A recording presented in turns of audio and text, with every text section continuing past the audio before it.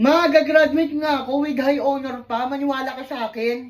Siguraduhin mo talaga kung nag-graduate ka at with high honor ka talaga. Huwag mo talaga akong pinaglolo ko, ha? Hoy, Jose! Pati ako hindi maniniwala sa'yo. Kasi alam mo kung bakit? Lagi din kitang nakikita ng tomorrow na umuwi galing computer shop. Tapos sasabihin mo with high honor ka. Hoy! Aling Marites!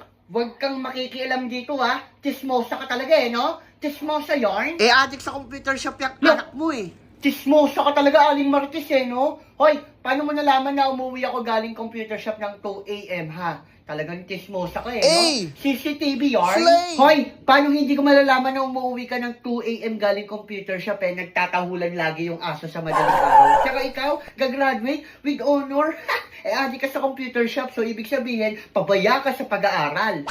Loyalty awardee with honor, Brenda Gamueca. Baka wala ka talagang with honor. Ako na yung sunod. Ma, pakinggan mo Okay. yung mga award ko, ha. Pakinggan mo mabuti kung ilan yung average ng grade ko. Sige. Jose Marie de Jesus with the average of 96.67. 96.67.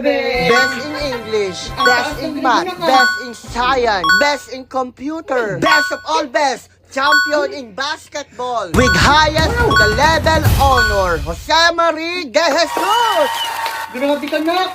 Ma, tara na. Akita tayo sa stage. Sasabitan mo na ako ng maraming medalya. Yung makapaniwala mo. Grabe ka yung adik sa computer siya. Nak, hindi ako makapaniwala. Hindi ka lang pala with high honor. Ang dami mo din pala talagang award, no? Tapos, champion ka din sa basketball. Hindi ko akalain na nagbabasketball ka pala. Pero, nak, sobrang proud ako sa iyo, ha? Uy, with high honor yung anak ko, ha? Ang daming medal. Ay, sorry, nak.